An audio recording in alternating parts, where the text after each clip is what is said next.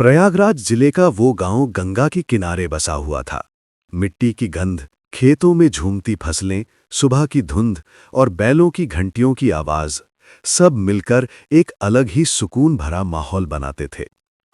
छुट्टियों में शहर से गांव आए हुए लड़के सौरभ को ये सब किसी नई दुनिया की तरह लग रहा था। 20 साल का सौरभ पढ़ाई में ठीक ठाक था, दुबला पतला लेकिन गोरा चिट्टा, और चेहरे पर एक मासूमियत लिए हुए। वो अपनी मां के कहने पर नानी के घर कुछ दिन बिताने आया था। नानी के घर पर चहल पहल थी। मिट्टी के आंगन में तुलसी का चौरा बना हुआ था, जिसके चारों ओर दीपक जलते रहते। घर में उसकी नानी, मामा की बीवी यानी मामी सुनीता और 2 छोटे बच्चे रहते थे।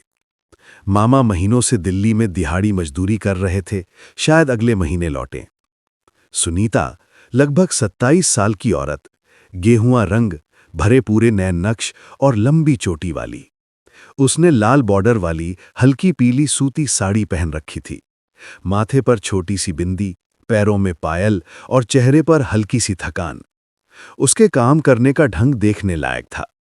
बच्चों को संभालना, चूल्हे पर रोटियां सेकना और फिर सबको खाना परोसना।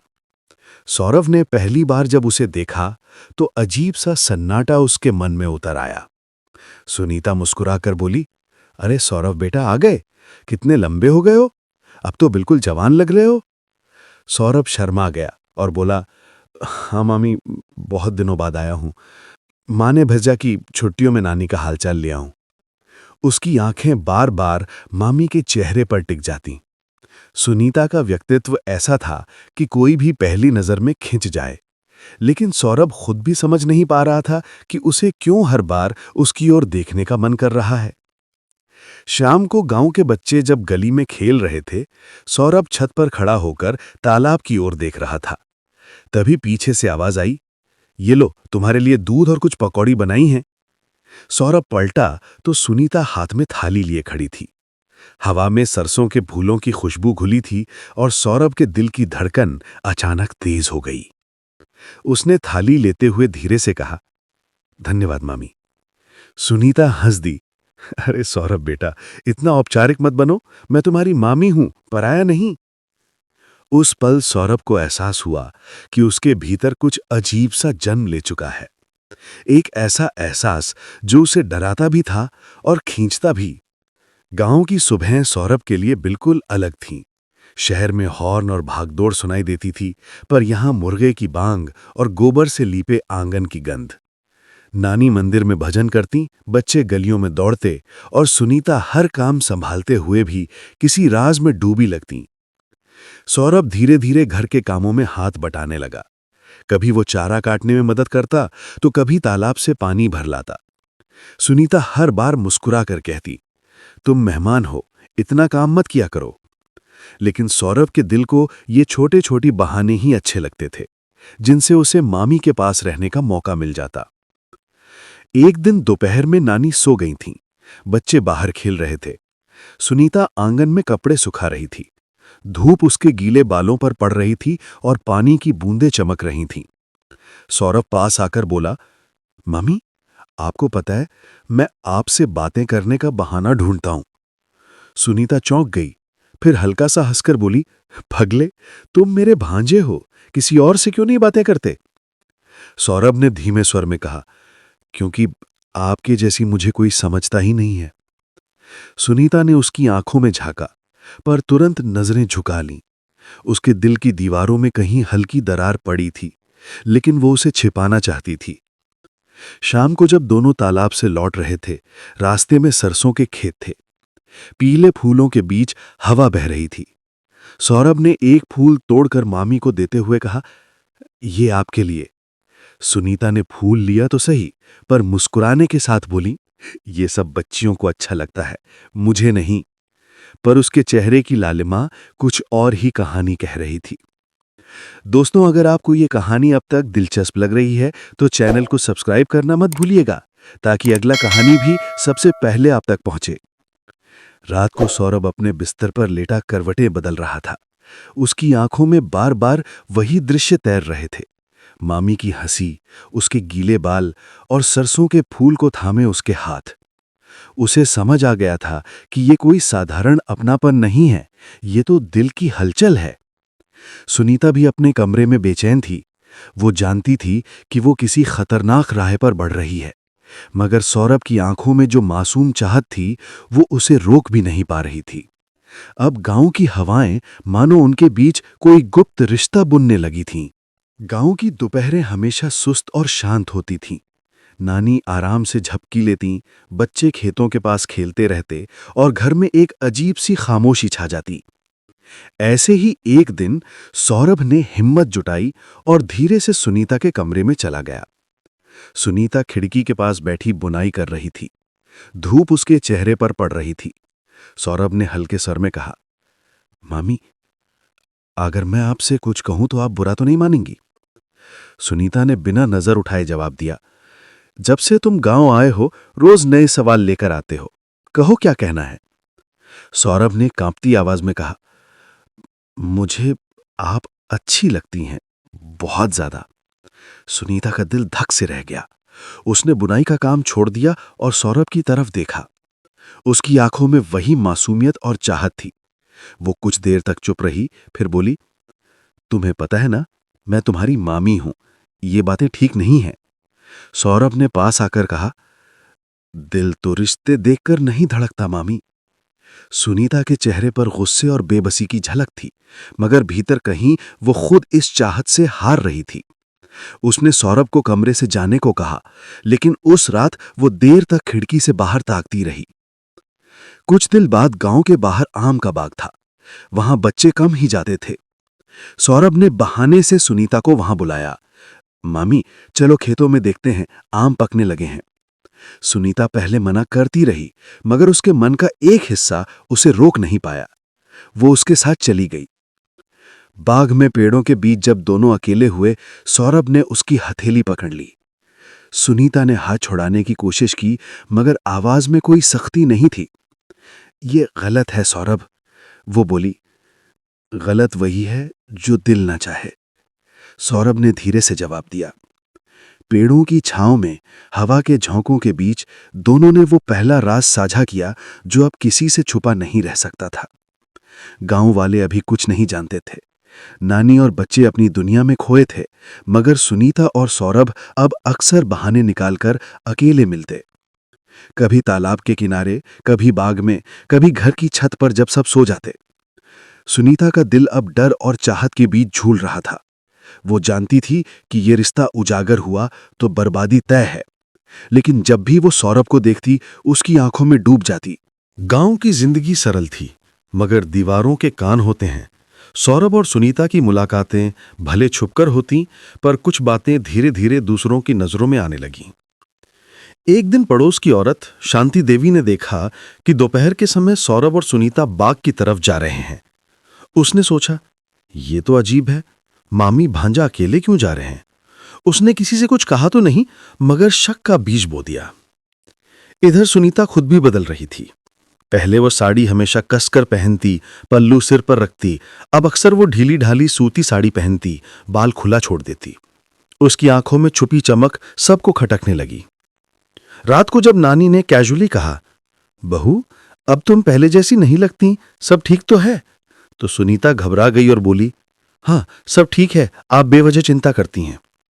मगर उसके चेहरे का रंग उड़ चुका था। उधर सौरभ अब और बेकाबू हो रहा था। वो हर दिन सुनीता से मिलने का नया बहाना ढूंढता। कभी कहता, मामी चलो खेतों में देखते हैं। कभी कहता, मामी रात को छत पर हवा खाने चलना। सुनीता डरती थी, पर चाहत उसे रोक नहीं देती थी। फिर आया वो दिन जब खतरे का असली आभास हुआ। गांव से बाहर बाग में दोनों बातें कर रहे थे। अचानक दूर से किसी के कदमों की आहट आई। सुनीता घबरा कर बोली, सौरभ, कोई आ रहा है, जल्दी हटो। दोनों पेड़ की आड़ में छिप गए। वहां से उनका ही एक रिश्तेदार राम बाबू गुजर रहा था। वो रुककर इधर उधर देखने लगा, मानो किसी को ढूंढ रहा हो। सौरभ और सुनीता सांस रोके खड़े रहे। जब वो चला गया, तब सुनीता की आंखों में डर था। उसने सौरभ से कहा, ये रिश्ता जितना छुपाएंगे उतना ही खतरनाक हो जाएगा। अगर किसी को पता चल गया तो बर्बाद हो जाएंगे। सौरभ ने उसका हाथ थाम लिया और बोला, मामी, जब तक मैं हूं कोई हमें अलग नहीं कर सकता। सुनीता का दिल कांप उठा। उसकी चाहत और डर अभी की धड़कन में समा गए थे। इसी बीच बाहर काम करने गए मामा को भी कुछ खबरें मिलने लगीं। गांव से किसी ने फोन पर कह दिया, सुनो भाई, तुम्हारा भांजा तो यहां बहुत ही अलग तरह से रह रहा है और भाभी के साथ ज्यादा ही मेल जोल बढ़ा लिया है। मामा ने पहले तो हंसकर टाल दिया, लेकिन जब ऐसी बातें बार बार सुनाई देने लगीं, उसका दिल भी शक से भर गया। उसने ठान लिया कि अचानक गांव जाकर सच्चाई देखनी होगी। नानी के घर की सुबह हमेशा जैसी ही थी।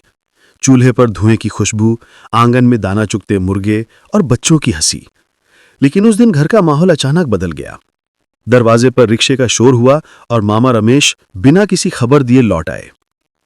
रमेश की उम्र लगभग 35 साल थी। लंबे कद के, सांवले चेहरे वाले, चेहरा धूप और मेहनत से कठोर हो गया था। वो बाहर कंपनी में काम करता था और महीने में सिर्फ एक बार गांव आता। उसकी आंखों में हमेशा थकान और कठोरता रहती। सुनीता ने जैसे ही दरवाजे पर पति को देखा, उसका दिल कांप गया। ये तो अचानक कैसे आ गए, वो सोचने लगी। उसके चेहरे पर मुस्कान तो थी, मगर आंखों में डर साफ झलक रहा था। रमेश घर में दाखिल हुआ, सबको नमस्ते की, बच्चों को दुलारा, लेकिन उसकी नजरें बार बार सौरभ को ढूंढ रही थीं। अरे भांजा कहाँ है? बड़ा आराम से रह रहा होगा गांव में। सौरभ सामने आया, नमस्ते की। रमेश ने ध्यान से उसकी आंखों में झांका। उसमें एक अजीब सी बेचैनी दिखी। रात को खाना खाते समय रमेश ने अचानक कहा, सुना है तुम दोनों, भाभी और भांजा, बड़ा खेत खेत घूमते रहते हो, क्या बात है? सुनीता के हाथ से कटोरी छूट गई। सौरभ ने झूठे हंसी में कहा, नहीं मम्मा, ऐसा कुछ नहीं है, बस खेत दिखाने ले गया था। रमेश ने कोई जवाब नहीं दिया, लेकिन उसके चेहरे की जकड़ी हुई मांसपेशियां बता रही थीं कि वो भीतर से उबल रहा है। 2 दिन तक रमेश चुपचाप सब दिखता रहा। सुनीता की आंखों की चमक, सौरभ की बेचैनी, दोनों की चुप्पी, सब कुछ उसके शक को यकीन में बदल रहा था। फिर आया वो रात जब घर में बाकी सब सो गए थे। रमेश ने अचानक सुनीता और सौरभ को आंगन में धीमी आवाज में बातें करते हुए देख लिया। उसके भीतर का ज्वालामुखी फट पड़ा। वो लाठी उठाकर दौड़ा और चिल्लाया, हरामखोर, यही कर रहे थे तुम दोनों, मेरा घर तोड़ रहे हो। उसने सुनीता को धक्का दिया और सौरभ पर टूट पड़ा। लाठी उसके कंधे और पीठ पर पड़ने लगी। सौरभ दर्द से करहा उठा। सुनीता रोती रही, बस कीजिए रमेश जी, मार डालेंगे इसे। लेकिन रमेश अंधे गुस्से में था। उसकी आंखों में सिर्फ धोखा और अपमान था। उस रात आंगन में चीखें, रोना और टकराव गूंजता रहा। गांव के लोग कानाफूसी करते रहे, लेकिन कोई सीधे घर में झांकने की हिम्मत न कर सका। सौरभ का दिल अब सिर्फ एक ही बात कह रहा था, या तो मैं इस आदमी से छुटकारा पाऊंगा या फिर मामी को हमेशा खो दूंगा। रमेश के गुस्से और मारपीट के बाद घर का माहौल बुझा बुझा था। नानी को समझ नहीं पा रही थीं, बच्चे डरे हुए थे और सुनीता की आंखें लगातार रोने से लाल थीं। मगर सौरभ के मन में अब सिर्फ एक ही ख्याल पल रहा था, जब तक मामा जिंदा है, मामी और मेरा रिश्ता कभी नहीं जी पाएगा। उसके दिल में डर और चाहत अब मिलकर एक खतरनाक फैसला बना चुके थे। अगली रात जब रमेश शराब पीकर देर से लौटा और आंगन में चारपाई पर गिरा, सौरभ ने मौके का इंतजार किया। सुनीता अंदर थी, लेकिन उसके चेहरे पर भी गहरी चिंता थी। रात का सन्नाटा, दूर कहीं कुत्तों का भौंकना और बीच बीच में झिंगरों की आवाज। सौरभ धीरे धीरे किचन में गया और वहां से लोहे की सिलबट्टे का पत्थर उठा लाया। उसका दिल जोर जोर से धड़क रहा था, हथेलियां कांप रही थीं। उसने आंगन में सो रहे रमेश की तरफ देखा। उस पल उसे लगा जैसे पूरी दुनिया की नफरत और डर उसी चारपाई पर सो रहा हो। सौरभ के कानों में रमेश की चीखें गूंज रही थीं जब उसने उसे पीटा था, और मामी का रोना। उसने दांत भींचकर पत्थर उठाया और पूरे जोर से रमेश के सिर पर दे मारा। थप थप थप थप थप। रमेश की कराह और फिर सन्नाटा। सौरभ ने एक और वार किया। खून चारपाई और जमीन पर फैल गया। रमेश अब हमेशा के लिए खामोश था। सुनीता दौड़कर बाहर आई। उसने खून में लथपथ अपने पति को देखा और डर के मारे चीख उठी, सौरभ, तुमने ये क्या कर दिया? सौरभ की आंखों में आंसू थे, मगर आवाज कठोर थी। मामी, अब कोई हमें अलग नहीं कर सकेगा, अब आप सिर्फ मेरी हैं। सुनीता कांप रही थी। उसका दिल चाहत और भय के बीच फंस चुका था। अब सवाल था कि लाश का क्या किया जाए। रात के अंधेरे में दोनों ने मिलकर रमेश की लाश को बोरे में डाला और गांव से बाहर नदी किनारे ले गए। सौरभ ने बोरे को पानी में ढकेल दिया। पानी की धार ने धीरे धीरे रमेश के अस्तित्व को निगल लिया। सुबह गांव में रमेश की गैर हाजिरी पर हलचल मची। कहाँ गया? कल तो आया था। लोग तरह तरह की बातें करने लगे। सुनीता सबके सामने चुप रही, मगर उसके दिल पर बोझ और डर का पहाड़ था। सौरभ बाहर से मजबूत दिख रहा था, पर भीतर से हर आहट पर कांप जाता था। गांव में धीरे धीरे शक और अफवाहें फैलने लगीं। लोग कहने लगे, मामा तो अचानक गायब हो गया और ये भांजा भी कुछ जाता ही चुपचाप है। रात को जब दोनों अकेले बैठे, सौरभ ने सुनीता से कहा, अब कोई हमें रोक नहीं सकता मामी, अब हम अपनी जिंदगी शुरू करेंगे। सुनीता की आंखें आंसुओं से भरी थीं। वो सोच रही थी, क्या ये मोहब्बत थी या पाप, और इस पाप का बोझ मैं कब तक ढो पाऊंगी। आसमान में बादल छा गए थे, बिजली कौंधी, जैसे खुद प्रकृति भी इस अपराध की गवाही दे रही हो। तो दोस्तों, ये थी मामी भांजे की वो कहानी जहां प्यार और चाहत की आग ने पूरे परिवार को जला दिया। अगर आपको ये कहानी रहस्य और भावनाओं से भरी लगी तो चैनल को जरूर सब्सक्राइब करें, क्योंकि अगली कहानी और भी ज्यादा सस्पेंस और डरावनी होगी।